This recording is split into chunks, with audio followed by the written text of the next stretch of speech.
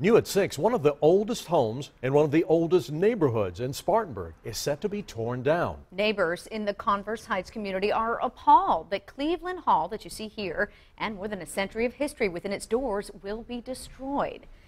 And so after a decade of this house being on and off the market, there is a renewed push to save it now that its fate hangs in the balance. Yeah, we spoke with them and the developer about the future of this historic home.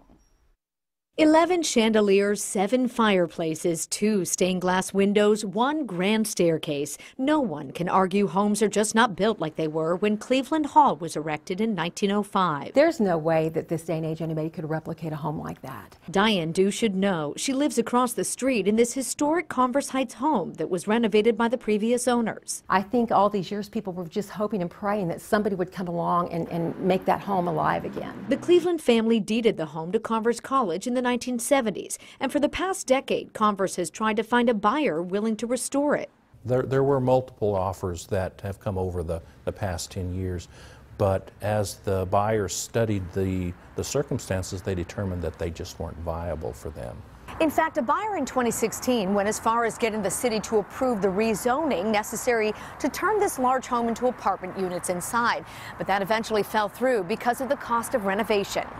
This is a former dining room, it looks like. Today, John Montgomery, who bought the property in the fall for just $5,000, explained how he researched the cost of renovation, including repairing water damage, removing asbestos and lead paint, and installing central air and heat. The cost analysis was that we would have to invest more money in the building than it ultimately would be worth.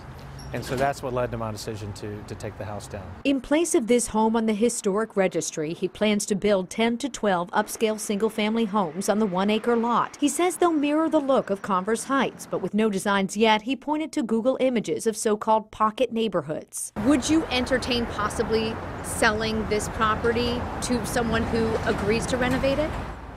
I'll consider anything. Sure. I'm hoping that he's going to reconsider and see that the passion that the local neighbors, and not just the local neighbors here in Converse Heights, but all around, that people have for historic homes like this, that, hey, give us a chance, okay? Let's reconsider this and see what our other options can be.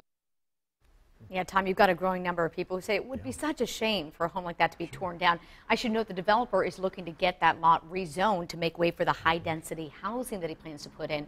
And there's a public hearing on this. It's Thursday at 5:30 at a Spartanburg City Council chambers. It is open to the public. You can bet it'll be widely attended. Yeah, I've been inside that home as well. We used to have some Channel 7 Christmas parties there over the years. It is quite the majestic place, but I understand the developer's feeling about how much it could potentially cost to redo the place and bring it up to standards. It would cost a lot of money. It sure would, and that's why Converse College had such a difficult time selling it over the last decade. I should note, though, that we did ask Converse, were you aware that it was going to be torn down when you sold it? And they said no, they weren't aware.